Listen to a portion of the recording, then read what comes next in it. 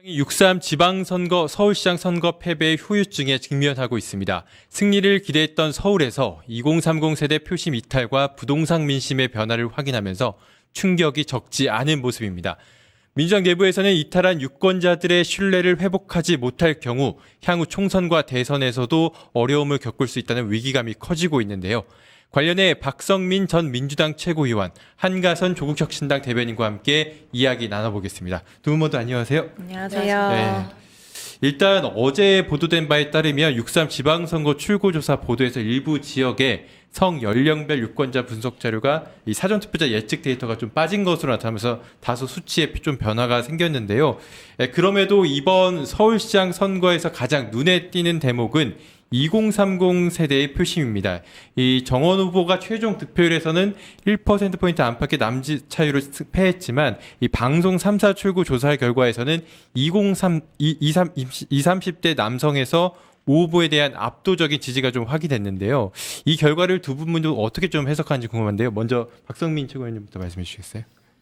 일단은 이제 민주당에 대한 20대, 30대 남성의 지지가 높지 않다라는 사실은 이미 기존에 알고 있었던 사실인 것 같습니다. 근데 한 번 더 재확인하게 된 점이 좀 뼈아프다라고 볼 수 있을 것 같고, 이게 청년들과 관련한 어떤 실효적인 정책에 대해서도 여당으로서 잘 보여주지 못했다라는 평가도 해볼 수가 있는 것이고, 더 나아가서는 이제 사실 민주당의 이미지 자체가 지금 청년 세대에게 오만한 기득권으로 비춰지고 있는 것은 아닌가를 좀 성찰해봐야 되는 때다라는 생각이 들어서 지금 20대, 30대 남성뿐만 아니라 사실 이 서울시장 관련해서 20대, 30대 여성의 표심조차도 사실 흔들렸다라는 점에서 되게 좀 위기의식이 많이 느껴지는 상황인 것이거든요. 그렇기 때문에 지금 민주당이 청년들에게 어떤 이미지로 다가가고 있는가, 혹은 청년들과 얼마나 호흡하고 있는가, 그런 면에서 민주당의 어떤 감각이 많이 손상이 되어 있는 것이 아닌가를 짚어봐야 되는 때다, 이렇게 보고 있습니다. 네.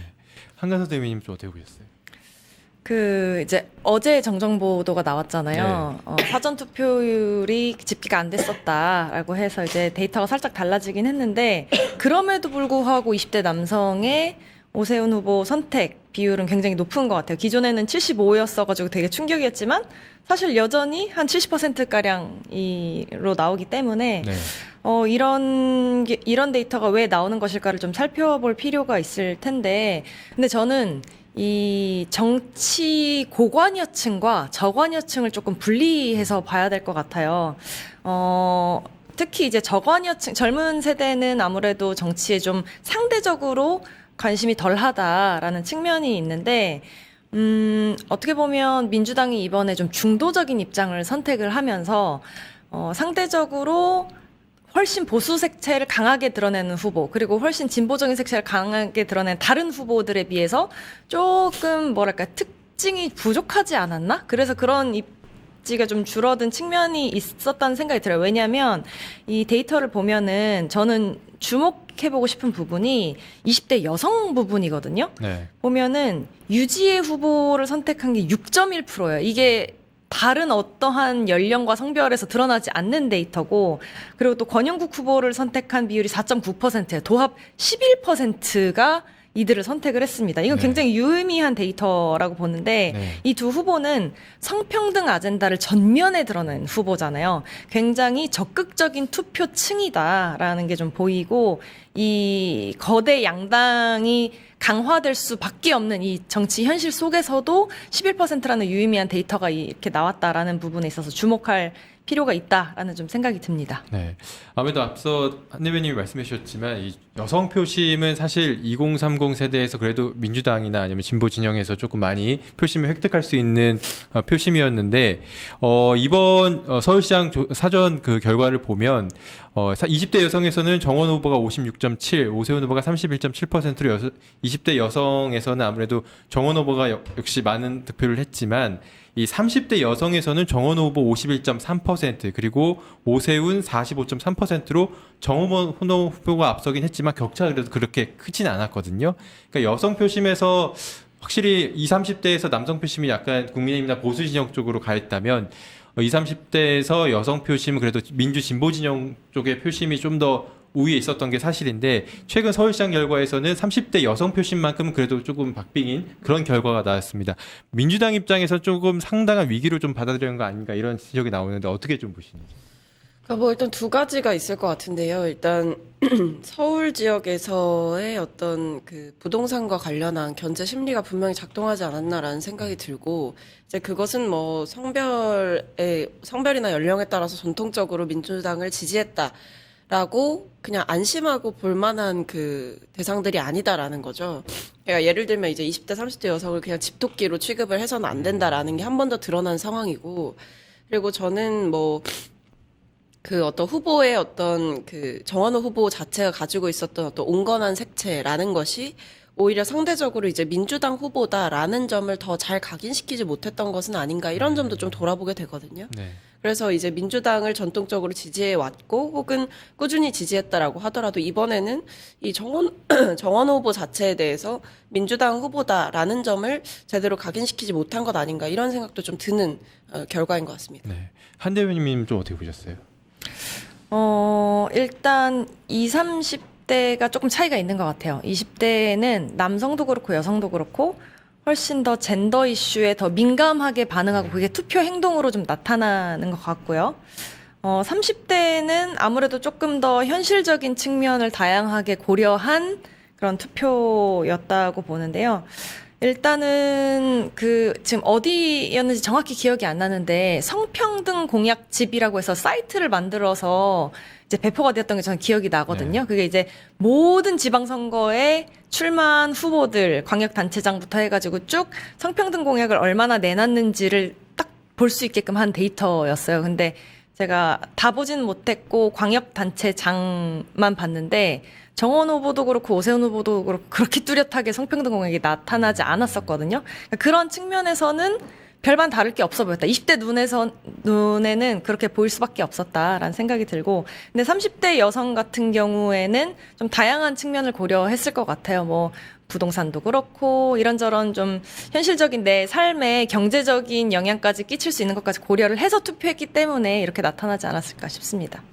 네, 아무래도 최근에 그 투표용지 부족 사태와 관련해서도 2030, 20, 30대에서 문제 제기가 조금 활발히 이루어지고 있는데 특히 여기에 강성 보수층까지 결합하면서 양상이 조금 달라지긴 했지만 그래도 출발점 자체가 청년층의 분노에서 시작되었다는 점에서 좀 주목받고 있는데 이 부분에서 2030 세대에 대한 이 민주 진영이나 민주 진보 진영에 대한 진영이나 아니면 민주당에 대한 이런 평가 좀 어떻게 좀 변할 걸로 좀 보시네요.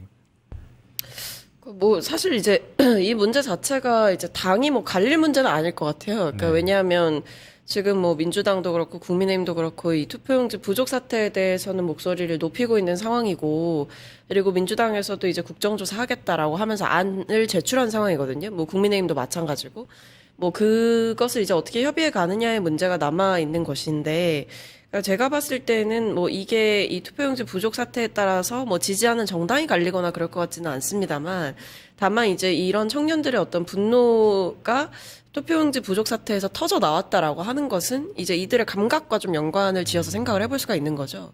그러니까 참정권이 침해당했다. 그러니까 나의 권리가 침해당했다라는 것. 그리고 내가 정말 당사자가 아니라고 하더라도 사실은 누구에게나 그런 일이 일어났다라는 것 자체에 지금 분노를 하고 있는 거거든요. 그러니까 그 감각에 좀 주목해서 이 사태를 볼 필요가 있다는 생각이 들어요. 그러니까 마냥 뭐 지금은 이제 그런 흐름이 좀 많이 없긴 합니다만 마냥 이제 그 여기 이제 시위를 하거나 항의를 하는 그 시민들을 마냥 뭐 윤어게인이다 부정선거다 이렇게 이제 매도해서 볼 일은 아닌 것 같고 좀 분리해서 봐야 되는 것 같거든요. 네. 그래서 이 2030 세대에서 지금 뭐 총학생회도 다 이제 시국 선언을 하고 있고 계속 이제 공개적으로 발언을 오랜만에 또 학생 사회에서 얘기를 하고 있는 상황이기 때문에 이 공정함에 대한 감각 그리고 권리에 대한 감각 이 부분은 우리가 좀 유의 깊게 봐야 된다라는 생각이 들어요.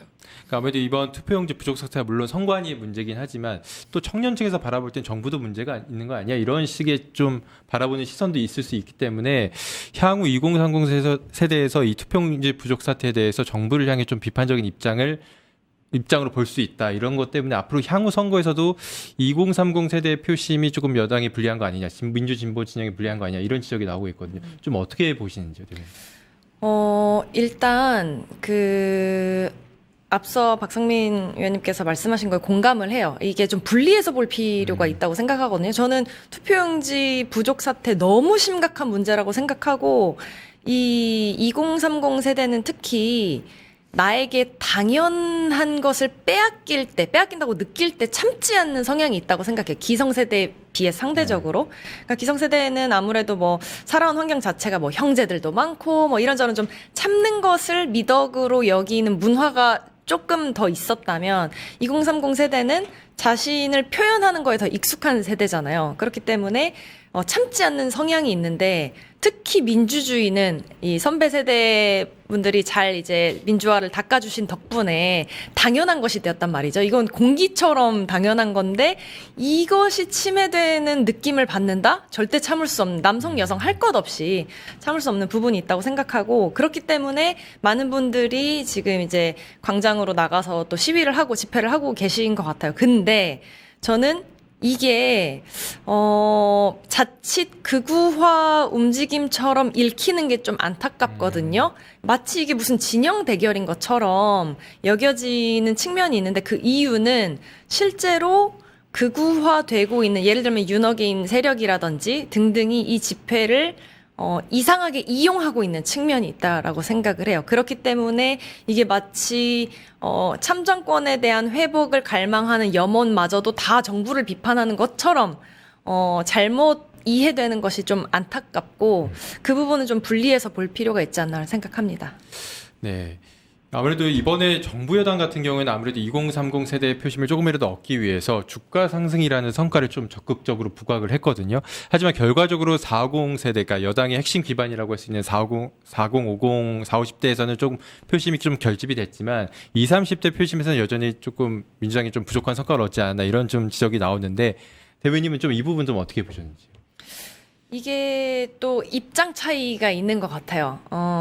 예를 들면 주가 상승이나 부동산 안정 같은 것들이 2030 세대가 체감할 만한 일인가? 라고 좀 생각할 필요가 있는데, 그러니까 자산이 있고 자산을 굴리고 어떻게 재테크를 하고 이런 거에 관심을 크게 둘 수밖에 없는 사람들은 확실히 민감한 반응을 보이겠지만, 예를 들면 저만 해도 부동산 안정이 너무 필요하죠. 네. 집이 없으니까.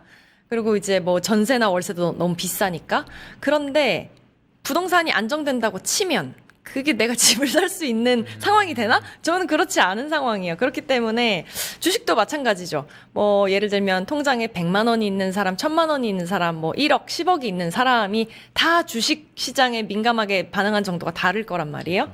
뭐 단타성으로 주식을 해가지고, 그러니까 아무리 주식 시장이 안정화되고 활성화된다고 하더라도 내가 이렇게 투자해가지고 치킨값 버는 사람이랑 아니면 인생의 설계를 달리할 수 있는 정도의 영향이 있는 사람이랑 좀 다르잖아요.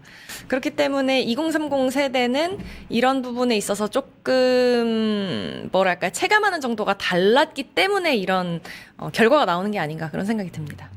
박성민 최고위원님.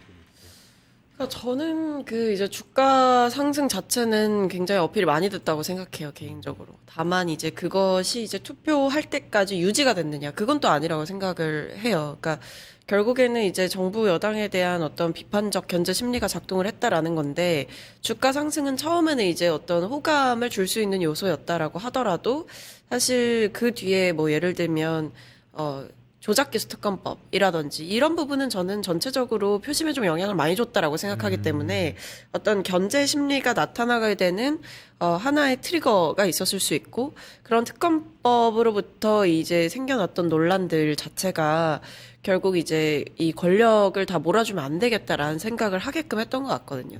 그런 부분이 저는 이 어떤 주가 상승이라고 하는 명시적인 성과가 있음에도 다른 요소들이 좀 영향을 미치지 않았나라고 생각이 듭니다. 그러니까 저희도 공소 취소 논란도 역시 20, 30대 표심에 좀 영향을 줄 수 있는 현안인 것 같긴 하거든요. 그러니까 아무래도 대통령의 이 문제를 갖고 공소 취소 논란으로 이제 점화시키다 보니까 이 부분이 좀 20, 30대에서는 공정 문제에서 좀 문제를 제기한 것 같고, 여기에 덧붙여서 이제 스타벅스 불매 운동 이 부분도 조금 20, 30대 표심에 영향이 있는 거 아니냐 이런 지적도 나오고 있는데 대변인님은 좀 이 부분은 좀 어떻게 보셨나요? 근데 저는 제 주변에 정치 저관여층이 너무 많아가지고, 이 조작기소 특검법이나 뭐 스타벅스는 당연히 뭐 누구나 아는 논란이긴 했지만 그거에 대해서 막 얘기하는 친구들이 별로 없었거든요. 거의 없었거든요. 네. 그렇기 때문에 그러니까 정치 고관여층과 저관여층을 좀 분리해서 봐야 될 텐데 고관여층 입장에서는 이거 뭐야 이거 이러면 안 되는 거 아니야라는 심리를 불러일으켰을지 모르겠지만 어쩌면 그러니까 대다수의 2030 청년들은 조작기소 특검법이 뭐였는지도 모른 채 지나가지 않았을까 저는 그렇게 생각해요. 제 주변을 둘러봤을 때. 오히려 그러니까 커뮤니티 활동을 하는 사람들은 알았겠지만 그렇지 않은 사람들이 훨씬 많았을 거다라고 생각을 하고 저는 오히려 그 효능감이 더 키워드였을 것 같거든요. 효능감이요? 네. 그러니까 뭐 부동산 정책을 잘 아는 사람이 아니더라도 그냥 딱 직감적으로 느낌을 떠올려 봤을 때 오세훈은 재개발, 정원호는 좀 공공임대주택, 빌라 이런 쪽으로 그냥 요런 느낌이 이미지. 온단 말이죠. 네. 이미지가. 그 제 친구 중에 한 명도 늘 민주진보 성향을 갖고 있는 이제 유권자인 친구가 정원호를 찍을 때 살짝 고민이 들었대요. 왜냐면 본가가 강남에 있는데 이제 재개발이랑 엮여 있단 말이죠. 이거 정원호가 되면 재개발 안 되는 거 아니야? 약간 이런 생각이 들었다고 해요. 그러니까 이게 어떻게 보면 재개발은 뭐 부모님이나 등등등 주변에 이제 사람들로 인해서 확 피부로 와닿는 느낌이 드는 반면에 공공임대주택 같은 경우에는 이게 뭐 예를 들면 정원호 후보가 시장으로 당선돼서 공공임대주택을 뭐 몇만 호씩 막 많이 만든다고 해도 내가 입주할 때까지는 그럼 얼마나 시간이 드는 거야? 약간 이런 피부로 좀 안 와닿는 느낌이 있을 수 있단 말이죠. 그렇기 때문에 좀 그런 체감 측면에서 영향이 있지 않았을까라는 생각도 들고 그리고 저는 이제 제가 후보였기 때문에 서울 전역을 돌아다니면서 이제 선거 유세를 했는데 네. 그 오세훈 후보의 현수막과 정원호 후보의 현수막이 좀 다르게 느껴졌어요. 오세훈 후보의 현수막은 좀 지역별 특색을 더 드러내는 현수막들이 많이 보였고 정원호 후보는 그냥 좀 일 잘하는 정부, 뭐 명픽을 좀 강조한 것 같이 느껴졌었거든요. 근데 그게 2030에게 얼마나 먹혔을까? 저는 왜냐면 성동구에서는 이분이 굉장히 행정적으로 유능한 성과를 보였다는 게 드러났지만 네. 성동구에 살지 않는 다른 시민들이 봤을 때는 일 저러는 지방정부 뭐 당연한 얘기를 약간 이렇게 좀 평범한 문구이지 않았을까? 좀 어필이 덜 된 측면이 있다. 저는 그렇게 생각합니다. 네, 아까도 부동산 또 말씀해 주셨는데 부동산 같은 경우는 이번에 특히 서울시장의 승패를 갈랐다 이런 좀 평가가 나오고 있습니다. 실제로 민주당 구청장 후보의 득표율이 더 국민의 후보의 구청장 후보보다 더 득표율이 높았지만 실제 서울시장 선거에서는 오세훈 후보가 좀 당선이 됐거든요. 이 부분을 봤을 때 유권자들의 교차 투표가 활발하게 좀 이루어졌고 이 부분은 특히 재개발과 재건축의 정권을 가진 서울시장의 경우에는 오세훈 후보가 더 적임자다 이런 평가 때문에 오세훈 후보의 득표력이 더 높지 않았나 좀 이런 지적도 나오고 있는데 이 부분에 대해서 최고님은 좀 어떻게 보시나요?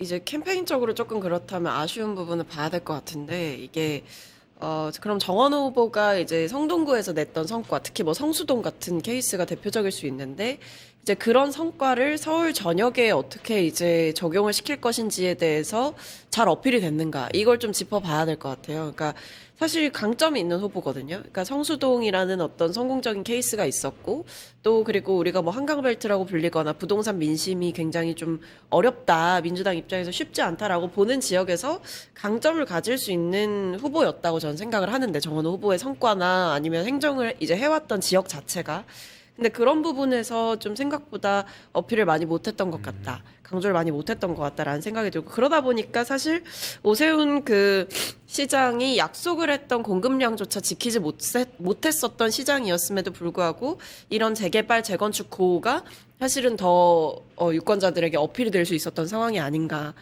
정원호 후보가 가지고 있었던 그 주거 정책과 관련한 어떤 차별점 혹은 장점 이런 부분들이 잘 드러나지 않았기 때문에 말씀해주신 대로 재개발 재건축 뭔가 잘할 것 같고 규제 다 풀 것 같고 한 후보에게 좀 더 마음을 주셨을 수 있겠다 싶네요. 대변인은 좀 어떻게 보셨어요? 그러니까 아까 비슷한 얘기긴 하지만 좀 안타까워요. 저는 개인적으로 정원호 후보가 이제 구청장이시던 시절부터 좀 뭐랄까요, 인스타도 팔로우 하면서 되게 좀 지켜봤던 분이었거든요. 그리고 실제로 제 주변에 나 성동구로 이사 가고 싶어 막 이런 친구들도 있었고, 조금 구청장이 이렇게까지 할 수 있구나, 90% 이상의 지지율을 받을 수 있구나, 너무 신기하다라는 생각이 있었기 때문에 서울시장 후보로 나온다고 했을 때도 굉장히 기대감이 있었어요. 이 사람이 서울시를 어떻게 바꿔놓을까라는 좀 기대감이 있었는데, 그 기대감을 갖고 있는 사람만 알 수 있는 구호를 썼다고 생각하고, 굉장히 무난한 구호를 썼다고 생각을 하고, 그 캠프의 조금 전략적인 미스가 아니었을까라고 생각을 해요. 어떤 이제 평론가들 보면은 너무 뭐 게으르게 대응했다, 너무 안심했다, 안일했다 이런 평들을 하시는데, 저는 좀 더 공격적으로 이 성동구에서의 성과를 서울 전역에 이렇게 어떻게 적용할 수 있다라는 걸 좀 더 공격적으로 홍보했으면 더 좋지 않았을까, 그런 생각이 좀 듭니다. 저도 캠프에서 이런 지적을 좀 많이 들었는데, 서울시장 그때 당시 정원호 캠프 내부에서는 그런 얘기를 많이 했거든요. 여론조사 결과에서 한 번도 오세훈이 오차범위 밖에서 앞선 적이 없었다. 특히 그렇기 때문에 제가 접전으로 한 적이 있었지만 오차범위 밖에서 한 번도 오세훈 후보 쪽이 앞선 적이 없기 때문에 크게 이 상황을 유지하려는 행보를 계속 해왔고, 밑에서 어떤 캠페인에 대한 전략이나 이런 계획들을 제시를 해도 일단 안전주의 위주로 캠프를 운영해서 현재 결과적으로는 오세훈 후보에게 패하는 이런 결과가 좀 났다, 이런 부분을 좀 아쉬워하는 목소리가 있었거든요. 네. 그러니까 적극적으로 캠페인을 하지 못했던 점, 이분이 조금 정원 캠프에서는 조금 아쉽게 보고 있는 것 같습니다. 사실 부동산 문제 같은 경우에는 일각에서는 후보 책임만이 아니지 않느냐라는 지적도 나오고 있거든요. 사실 부동산 같은 경우는 정부에서 주도로 움직이는 거기 때문에 이재명 정부나 이재명 대통령이 어떠한 정책적 실패 아니면 정책적 이런 보여지는 면에서에 대한 국민적인 체감, 이런 게 좀 부족했기 때문에 사실상 서울시장 선거에서도 부동산 문제에 있어서는 좀 패하지 않았냐, 이런 지적이 나오고 있는데, 이 부분에 대해서 최고위님은 좀 어떻게 보시나요? 견제 심리는 분명히 있었던 것 같아요. 그러니까 예를 들면 이제 야당에서도 사실 계속 공격을 했던 게, 이제 지방선거 지나고 나면 뭐 세금 폭탄이 있을 거다 이렇게 네. 얘기를 막 많이 했었거든요. 사실 뭐 사실이 아닌 부분도 많지만, 이제 어쨌든 대통령께서 계속 그 부동산 정책과 관련해서 집중적으로 이제 메시지를 많이 내셨고, 그 실거주자이자 뭐 1주택자들은 명확하게 보호하는 원칙을 세웠지만, 이제 그 외에 대해서는 어느 정도 좀 제대로 좀 제재를 하고 규제를 할 듯한 그런 노선들이 계속 보였기 때문에, 이게 재건축 재개발이라든지 아니면 부동산 관련해가지고 어떤 이제 본인 입장에서는 이 부동산을 이 재산 증식의 수단으로 쓰는 경우에는 사실 그런 정부의 기조 자체가 좀 위협적으로 느껴질 수는 있을 것 같아요. 그래서 그런 점에서 좀 어느 정도의 견제는 저는 분명히 작동했다라고 보고 있습니다. 대변인은 이번 어떻게 보시나요? 그 종부세나 이런 다양한 세금 폭탄에 대해서 우려하는 무주택자들이 굉장히 많지 않나, 저는 그런 생각이, 좀 의아한 측면이 좀 있거든요. 저 같은 경우에는 종부세 못 높아져도 저랑 상관이 없기 때문에, 뭐 약간 이렇게 느끼는데, 여튼, 그, 이재명 정부의 그 정책적 방향성에 대해서는 공감을 하는 사람들이 많을 것 같아요. 그러니까 한마디로 지금 내고 있는 계속 메시지가, 부동산 투기로 돈 벌 생각 하지 마, 앞으로.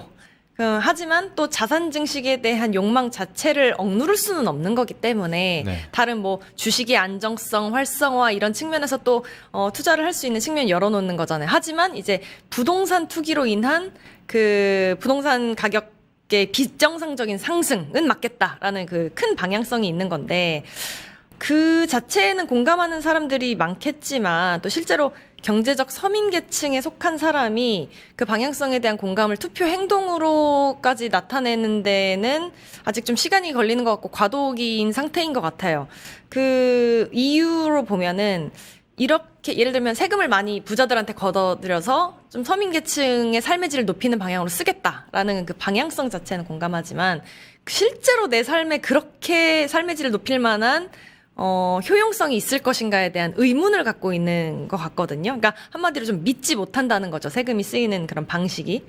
그렇기 때문에 좀 세제 개편을 하고 뭐 시장 개혁을 한다고 하더라도 내 삶과의 연결고리까지 이런 체감할 수 있도록 하는, 뭐랄까, 좀 단타성, 효능감 있는 정책, 그리고 그런 거에 대한 홍보를 좀 많이 해야 되지 않을까. 그 과도기 시기이기 때문에 그런 좀 어필을 하려는 노력이 좀 많이 필요할 것 같습니다. 네. 아무래도 이번 지방선거의 서울시장 패배가 조금 민주당 지지자들이나 진보 지정에서는 조금 충격으로 좀 다가왔는데 앞서 두 분이 말씀하신 해법들 이 부분이 충분히 반영해서 나중에 총선이나 대선에서 좀 이런 우려를 극복했으면 하는 바람입니다. 지금까지 박성민 전 민주당 최고위원, 한가성 종혁신당 대변인과 함께 이야기 나눴습니다. 두 분 모두 감사합니다. 감사합니다.